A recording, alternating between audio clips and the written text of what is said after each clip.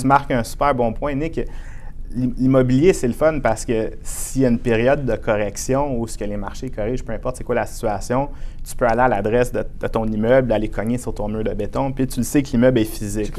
C'est exactement. Fait que c'est rassurant de savoir que tu as quelque chose de concret derrière ton investissement.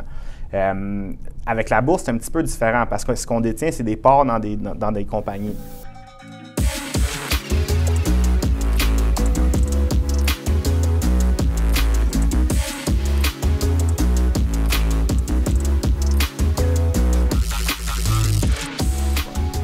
Hey, bonjour la gang, merci d'être là aujourd'hui avec nous. Aujourd'hui, j'ai un invité spécial, Alexandre Albero. Salut Alex, comment ça va? Ça va bien, Nick, et toi? Ça va super bien. On a décidé de faire cette vidéo-là avec Alex parce que Alex travaille chez RBC Dominion, gestion de patrimoine. Donc, c'est un conseiller en placement de valeurs mobilières. Donc, c'est un gars il fait des placements complexes dans des produits qui sont complexes, qui sont souvent mal compris par la plupart des investisseurs et aussi par des gens qui détiennent des portefeuilles immobiliers importants, qui veulent se départir pour investir dans les valeurs mobilières, pour s'assurer d'avoir des avantages fiscaux, de faire des stratégies qui sont à l'abri de pouvoir leur faire économiser de l'argent et aussi de planifier certaines transitions envers les héritiers. Donc, c'est un programme qui permet, dans le fond, de se libérer de l'immobilier tout en gardant ton argent bien placé et s'assurer que ton argent est protégé puis qu'il travaille pour toi pendant que tu es peut-être en Floride ou quelque part dans le monde. Donc, Alex, parle-moi un peu, c'est quoi la gestion de patrimoine en gros? La gestion de patrimoine, ça va être un service qui va être offert généralement par les institutions financières. Puis ça va être un service qui va être souvent réservé à la clientèle fortunée, étant donné qu'ils vont avoir des besoins un peu plus complexes que la normale. Puis l'objectif, dans le fond, c'est vraiment de concevoir des stratégies de placement puis de donner des conseils vraiment personnalisés au niveau de la gestion de les placements, de la planification de la retraite, puis le transfert du patrimoine à la prochaine génération. OK. Donc, c'est toi qui serais capable de pouvoir conseiller les gens à comment justement faire les transactions, les transactions, dans quoi investir, puis comment s'organiser pour que ce soit rentable? Exactement. Moi, dans le fond, mon rôle, c'est de bâtir des portefeuilles de placement qui sont sur mesure pour la clientèle, peu importe que ce soit des gens qui sortent de l'immobilier, qui ont pris la retraite de l'immobilier ou qui veulent simplement diversifier leur placement à travers différents types de produits dans différents secteurs de l'économie. Okay. C'est là que je vais être capable de vraiment apporter une valeur ajoutée à ces clients-là. OK, parfait, parfait. Donc, si je comprends bien, en quoi consiste exactement cette approche? Mettons, je viens de te voir, j'ai 2 millions, je viens de vendre un 24 logements, ouais. J'en veux plus d'immobilier, je veux me départir, mais je veux quand même garder certains rendements et j'espère pouvoir vivre de cet argent-là, peut-être avec les intérêts que ça va rapporter. C'est quoi ton approche par rapport à ça? Bien, c'est sûr que la première étape, ça va être généralement d'établir un plan financier. Okay. Puis le plan financier va nous servir de guide qui va nous permettre un peu de partir du point A puis aller au point B. Puis une fois qu'on a déterminé c'est quoi nos objectifs financiers, on va être capable de mettre en place une stratégie qui est fiscalement avantageuse, qui va nous permettre justement de se rendre à ce point B-là. On va utiliser différents produits comme des outils qui vont nous permettre soit pour faire croître notre capital ou protéger notre capital. Puis ensuite, ce qu'on va faire, c'est qu'on va faire des révisions mensuelles, peu importe c'est quoi la fréquence, pour s'assurer qu'on reste selon le plan puis qu'on ne dévie pas du plan initial. OK. Et puis, si je puisse comprendre, c'est quoi qu'on peut espérer? Je ne sais pas si tu es capable de nous dire des chiffres, des pourcentages. C'est quoi qu'on peut espérer en termes de rendement sur les placements que tu vas faire? Bien, c'est sûr que ça va toujours dépendre du profil de tolérance au risque. Fait qu'un client qui va être un peu plus confortable avec le risque, c'est sûr que les rendements vont être probablement plus élevés qu'un client qui est un petit peu plus frileux au risque. Okay. Fait que ça part vraiment du profil d'investisseur. Okay. Puis à partir de là, on va vraiment pouvoir bâtir un portefeuille, soit composé d'actions et de produits à revenus fixes, qui va nous permettre d'aller chercher un rendement. En termes de chiffres, c'est sûr que je ne veux pas trop m'avancer sur les chiffres, sauf que si on prend la bourse en général aux États-Unis, si on annualise les rendements sur toute l'existence de la bourse, aux États-Unis, on va chercher des rendements d'environ 10 %. Fait que si on concevoit ou on bâtit un portefeuille qui est équilibré, on peut s'attendre à aller chercher la moitié de ce rendement-là. Fait qu'encore une fois, tout va dépendre du risque que le client va être prêt à prendre, puis les rendements vont en dépendre. Donc, la diversification va permettre de diminuer le niveau de risque. La diversification va nous permettre de réduire le niveau de risque. Il y a aussi le type de placement qui va nous permettre de réduire le niveau de risque. Les CPG, les placements à revenus fixes, c'est normalement des placements qui vont payer de l'intérêt, mais qui vont être beaucoup moins risqués, étant donné qu'il y a une garantie sur le montant qui est investi, versus des actions. Ça va être plus volatile, sauf que c'est là qu'on va aller chercher le gros du rendement, le jus, si on veut, dans le portefeuille. Fait que dépendamment des pourcentages qu'on alloue dans chacune des classes d'actifs, c'est là que le rendement va vraiment avoir un impact. Parfait.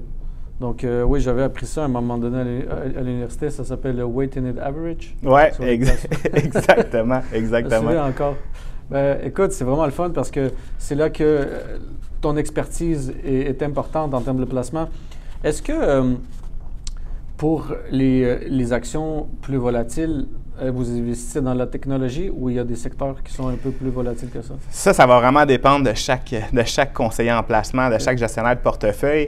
Les classes d'actifs, les secteurs dans lesquels on va investir va vraiment dépendre, des clients avec le niveau qui sont confortables avec les différentes classes d'actifs. Sauf que oui, il y a des secteurs qui sont plus volatiles que d'autres. La technologie en particulier, depuis le début de l'année 2022, elle a été beaucoup plus volatile que la bourse en général. Bien sûr. Fait qu'il y a différentes classes d'actifs qui vont réagir différemment, dépendamment des cycles économiques dans lesquels on est. Fait que c'est sûr que des produits de revenus fixes, ça va être beaucoup plus conservateur, moins volatile que des actions de technologie, par exemple. Je comprends. Fait que OK. C'est soit tu peux te concentrer à certaines actions qui vont te rapporter des dividendes, mais ils vont être moins volatiles, tandis qu'il y en a d'autres où est-ce que tu veux essayer de capitaliser? Bien, c'est sûr que les actions qui vont payer des bons dividendes, normalement, ça va être souvent les banques ou, comme vous connaissez, les REITs. Les REITs. Vont payer des plus gros dividendes. Le gain en capital, les rendements en gain en capital vont peut-être être un petit peu moins élevés. Plus volatile, pas nécessairement. C'est juste que la façon que le rendement est obtenu est d'une manière différente qu'une action qui est purement de la croissance ou de la technologie, où ce que la majorité des rendements que tu vas obtenir à travers une compagnie comme ça va être des gains en capital. Fait que chaque placement a un traitement fiscal différent aussi. Alors, c'est important de comprendre ça lorsqu'on met en place un portefeuille de placement. OK. Puis je te pose ça comme question. J'ai vraiment, je pense que les auditeurs aussi ont envie de savoir un peu c'est quoi qui s'en vient, selon ton humble opinion, pour la bourse pour 2022. Moi, je peux partager mon opinion par rapport à l'immobilier, mais toi, par rapport à la bourse, est-ce que tu prévois des grands changements? Là, on a vu avant la COVID, ça a planté, ensuite ça a comme monté tellement vite. Est-ce que tu penses que tout ce qui monte vite va redescendre ou bien tu as une autre vision des choses pour 2022 puis 2023, disons? C'est sûr que le début de la pandémie, ce qui est arrivé, c'est qu'il y a eu une crise, on s'entend, les marchés ont été frappés. Le gouvernement, la façon qu'il a réagi, c'est qu'il a baissé les taux d'intérêt pour stimuler l'économie. Fait que pendant les 2 dernières années, les taux d'intérêt étaient proches de zéro, autant du côté immobilier que du côté, si on prenait des prêts pour peu importe c'est quoi le produit. Fait que ça stimule l'économie, fait que la bourse a bien réagi à ça. Maintenant, on est dans une période où l'inflation commence à se faire ressentir dans l'économie.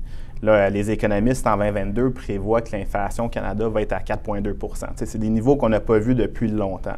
Fait que la manière de contrarier ça, ce que le gouvernement va faire, les banques centrales vont faire, c'est qu'ils vont monter graduellement les taux d'intérêt pour essayer de ralentir l'effet de l'inflation.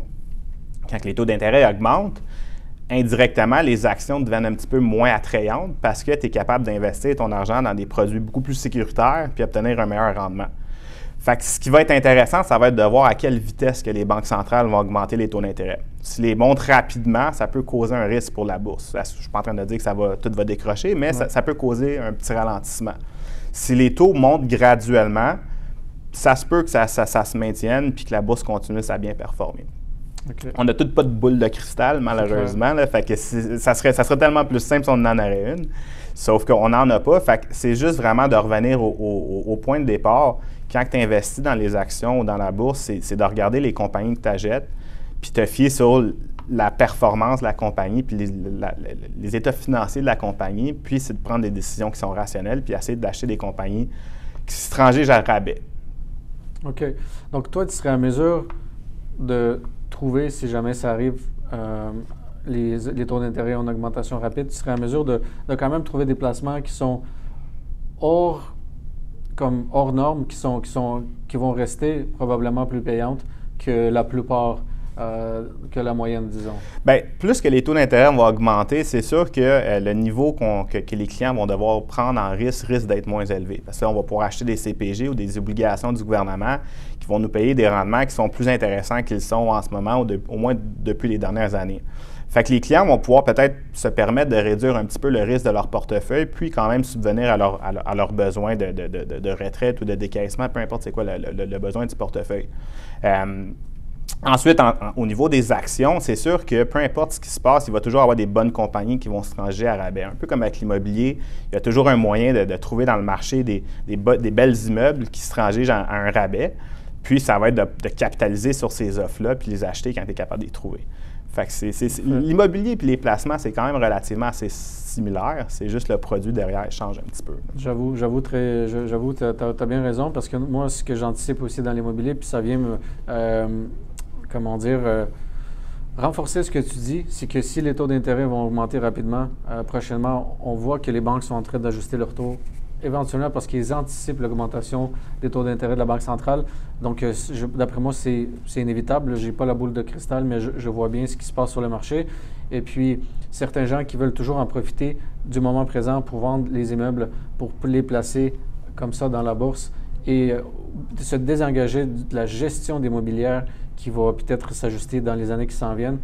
La fenêtre d'opportunité reste très présente, surtout pour les gens qui sont plus âgés, il ne faut pas qu'ils n'ont pas besoin nécessairement de l'immobilier. Ce qu'ils en veulent, c'est qu'ils veulent continuer de placer leur argent comme il faut pour s'assurer d'avoir une bonne retraite, comme tu dis, et aussi pour avoir des avantages fiscaux et garder une certaine partie de cet argent-là à l'abri pour pouvoir les donner à leur héritier au moment opportun. Ouais. Donc, très intéressant. Donc, c'est un peu un mix des deux qui serait vraiment le fun. La prochaine question, c'est quel genre d'exemple de produits financiers autres que les placements, ou peut-être dans les placements, qu'il existe? Bien, on a plusieurs produits financiers qui existent. On va avoir les actions, là, qui est probablement le produit le plus commun que tout le monde connaît. C'est important de comprendre que le rendement qu'on obtient à travers les différents produits a un traitement fiscal qui est particulier à chacun. Fait que les actions vont souvent nous donner des rendements sous forme de gains en capital et de dividendes. Les gains en capital, fiscalement parlant, dans les comptes qui sont non enregistrés ou les comptes imposables, les gains en capital, ça va être les rendements qui vont être le plus avantageux fiscalement parlant. Parce qu'on s'entend que seulement la moitié du gain est imposable à ton taux marginal d'imposition. Okay.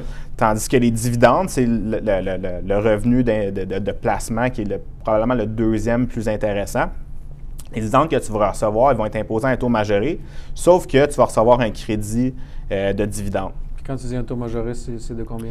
Le pourcentage exact, il faudrait vérifier, là, mais il y a un pourcentage où ton dividende est taxé à, puis après ça, tu vas avoir un crédit dividende dépendamment de c'est où provient la compagnie. Fait que, par exemple, une compagnie canadienne qui paye des dividendes canadiens dans un compte non enregistré, tu vas avoir un crédit de dividende canadien pour encourager justement les investisseurs canadiens à investir dans l'économie locale.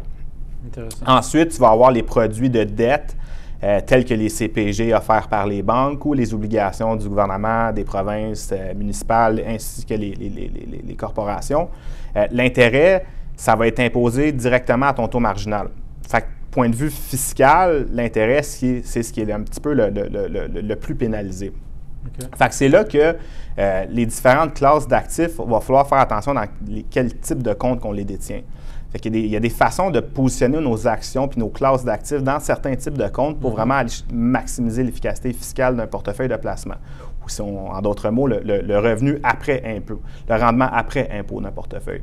Okay. Puis après ça, bien, c'est sûr qu'il va y avoir les produits qui sont un peu plus des produits, un rassemblement, soit d'actions, de CPG ou un mélange des deux. On va souvent retrouver les FNB, les fonds négociés en bourse ou les fonds mutuels, qui est un peu comme un panier, qui va être soit un panier rempli d'actions ou un panier rempli de produits de revenus fixes. Tu vas avoir des paniers qui vont être un peu un mélange des deux.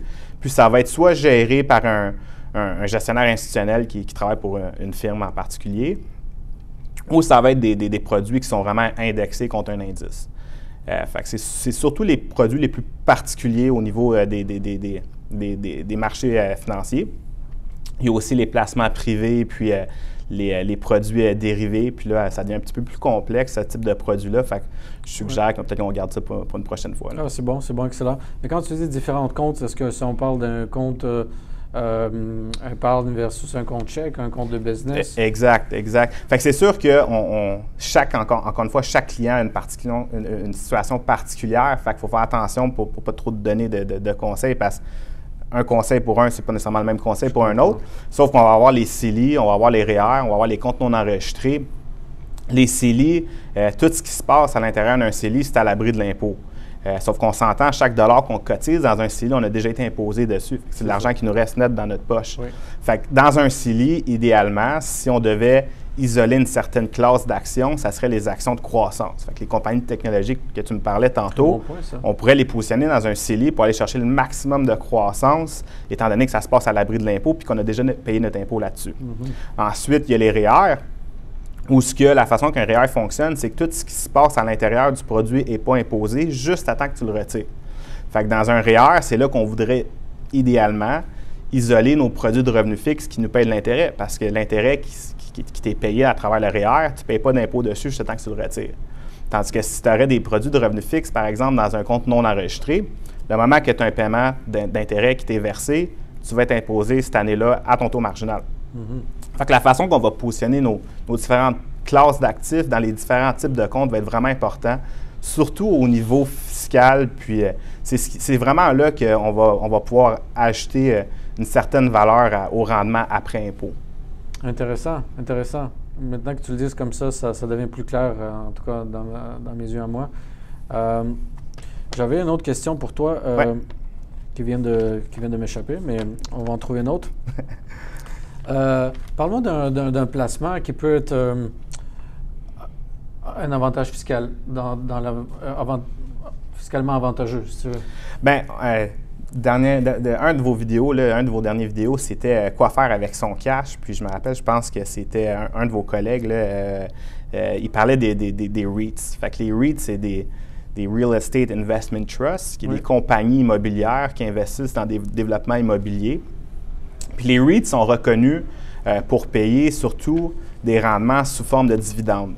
Fait qu'un REIT canadien du style Smart Centers, par exemple, ou Nexus ou Granite, c'est des REIts connus canadiens, les dividendes qui vont être payés, si tu es positionné dans un compte non enregistré, tu vas pouvoir être éligible au crédit de dividendes canadien. Fait que si tu devais détenir des compagnies canadiennes dans ton portefeuille de placement, puis que tu as un compte non enregistré, idéalement, tu voudrais les positionner dans ce compte-là pour aller chercher ce fameux crédit de dividende-là. Si tu les positionnerais dans ton REER ou si tu les positionnerais dans ton CELI, tu perdrais le crédit de dividende canadien. OK. Donc, encore une fois, la façon que tu positionnes tes classes d'actifs va être vraiment important quand tu vas mettre en place ton portefeuille de placement. Puis c'est-tu difficile de bien gérer ça, de mettre ça dans différentes... Bien là, c'est là que ça devient mon travail. Fait que c'est là que tu vas voir un expert pour pouvoir justement avoir les bons conseils pour savoir exactement comment positionner tes classes d'actifs. Souvent, les gens qui vont être investis en fonds mutuels à travers les banques n'auront pas ce luxe-là. La plupart des banques ou des compagnies qui vont offrir des fonds mutuels, qui est une super belle façon de commencer à investir en passant, là, je dénigre vraiment pas ce produit-là, sauf que ça va souvent être des mandats où le mandat va être selon ton risque d'investisseur. Fait que moi, si je suis un investisseur équilibré, je vais avoir un portefeuille ou un fonds mutuel qui va être équilibré. Okay. Je vais avoir le fonds équilibré dans mon compte non enregistré, je vais avoir le fonds équilibré dans mon REER, puis je vais avoir le fonds équilibré dans mon CELI. Fait que tu perds un peu le luxe de pouvoir positionner tes classes d'actifs d'une certaine manière parce que dans chacun des comptes, c'est exactement les mêmes classes d'actifs que tu détiens. Okay. Tandis qu'avec un gestionnaire de portefeuille qui va bâtir un portefeuille pour toi, c'est là que tu vas pouvoir vraiment commencer à positionner tes différentes classes d'actifs pour maximiser ton rendement après impôt. Je comprends. Tu sais, puis je pense que je vais mettre un peu le doigt sur la situation suivante, c'est que les gens qui investissent dans l'immobilier, c'est sûr, c'est un excellent produit. C'est bien de pouvoir diversifier, avoir des placements, avoir de l'immobilier. Mais mais corrige-moi si je me trompe. Les gens qui mettent leur argent dans l'immobilier, ces gens-là, souvent, ce qu'ils aiment, c'est le contrôle sur leur investissement. Ils veulent que ça soit proche. Ils croient dans la boîte brique. Ils voient leur argent en forme d'un immeuble. C'est quoi, d'après toi, qu'on ne sait pas, qu'en faisant affaire avec toi, c'est aussi des investissements qui sont tangibles. Notre argent est là. Puis bien sûr, pourquoi qu'on devrait penser que c'est en sécurité? Quel genre d'avantage tu donnes, quel genre d'éthique de travail qui peut garantir que, bon, je te donne mon argent, mais j'ai quand même le contrôle, j'ai quand même le sentiment que c'est tangible, que c'est à moi, que c'est bien... Tu marques un super bon point, Nick.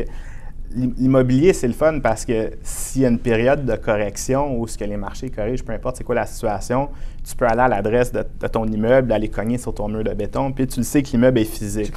C'est exactement. Fait que c'est rassurant de savoir que tu as quelque chose de concret derrière ton investissement. Avec la bourse, c'est un petit peu différent parce que ce qu'on détient, c'est des parts dans des compagnies.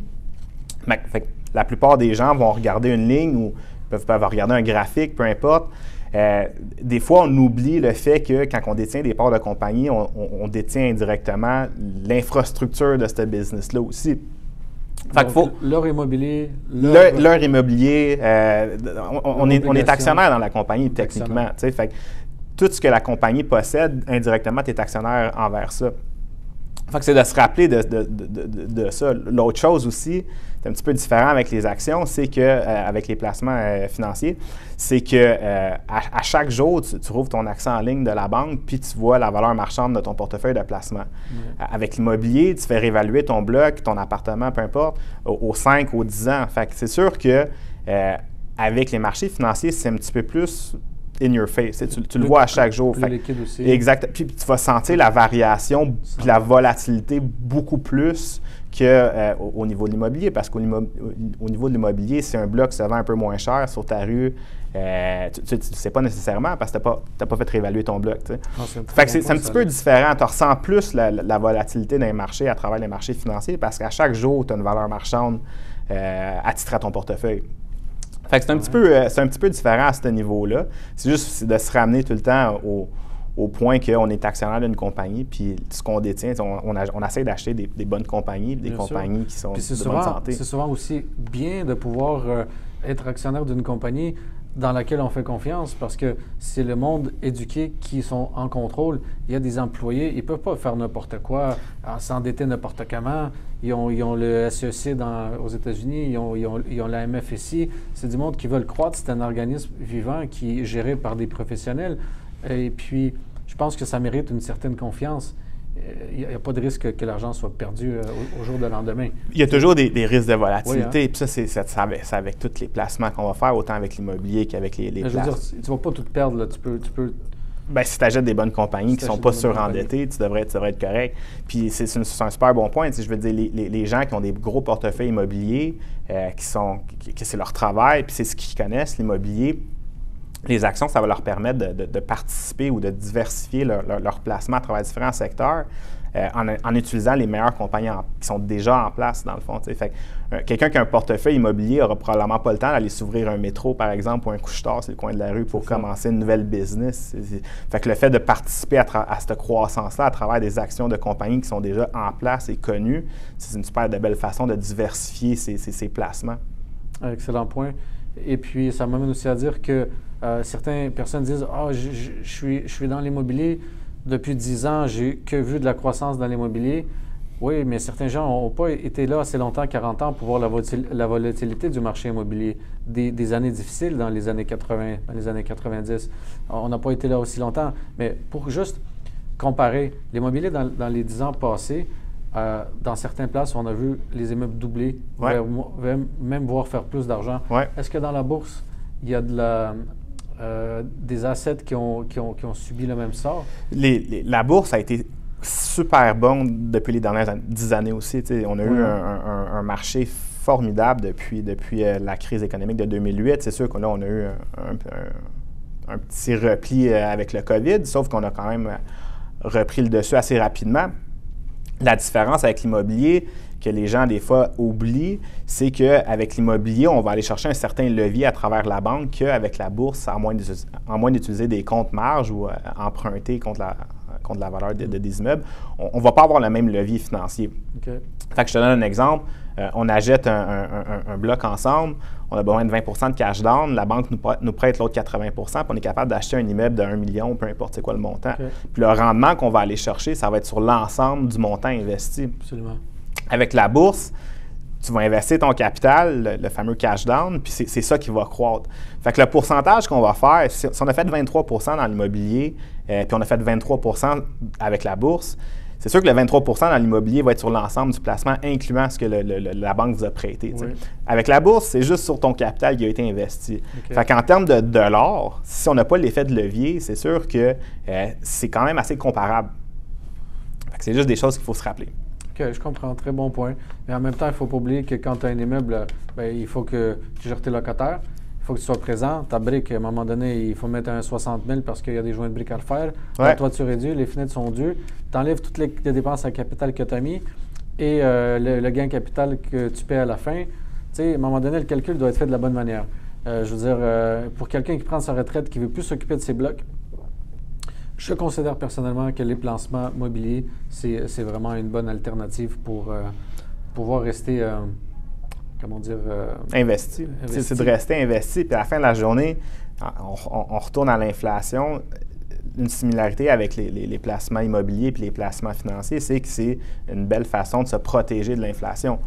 Si on se retire de l'immobilier parce qu'on veut prendre notre retraite puis on ne veut plus gérer des locataires, peu importe c'est quoi la raison, tu ne veux pas laisser ton cash en cash, parce qu'à chaque année, tu vas perdre une certaine valeur, un pouvoir d'achat.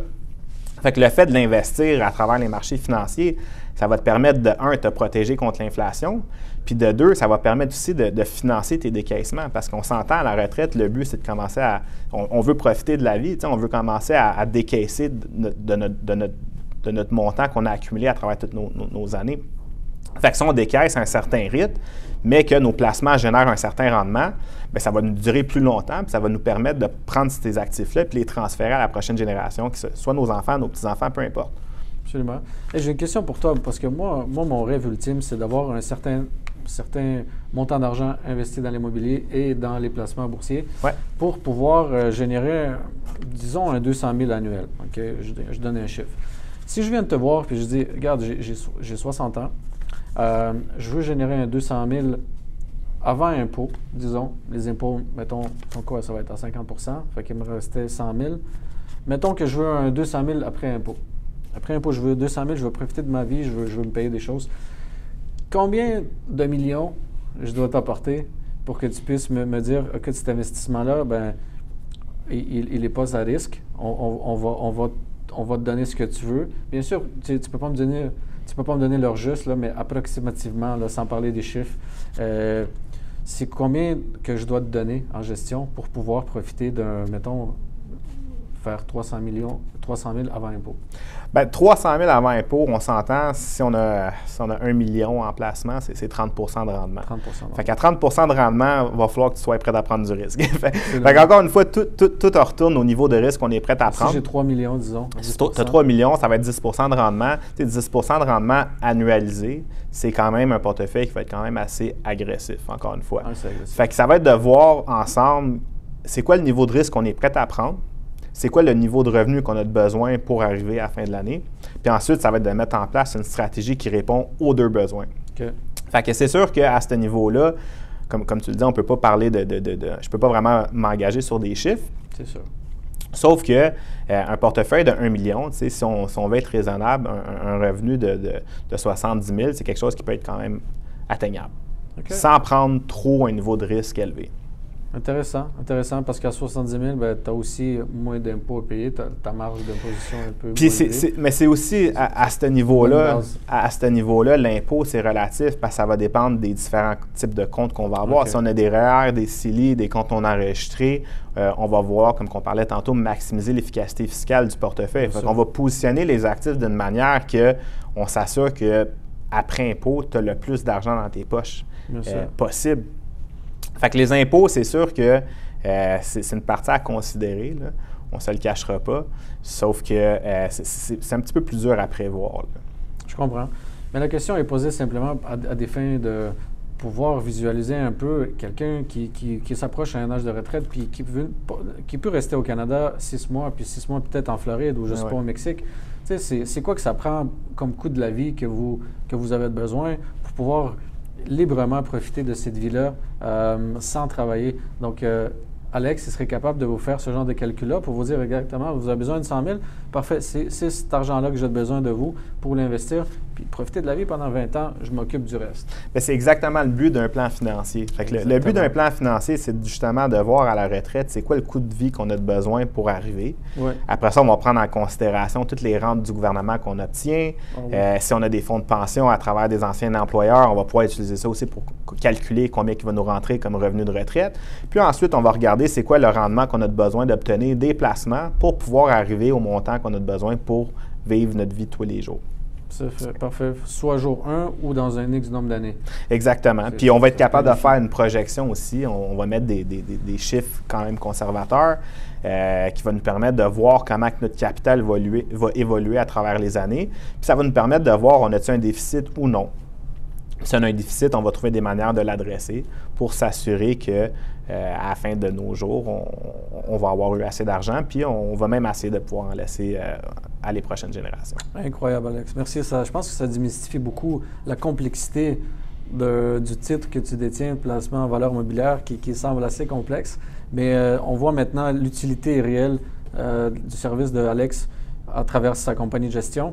Est-ce que, Alex, pourquoi le monde devrait faire affaire avec toi par rapport à un autre courtier en valeur mobilière? C'est quoi tes forces? C'est une bonne question.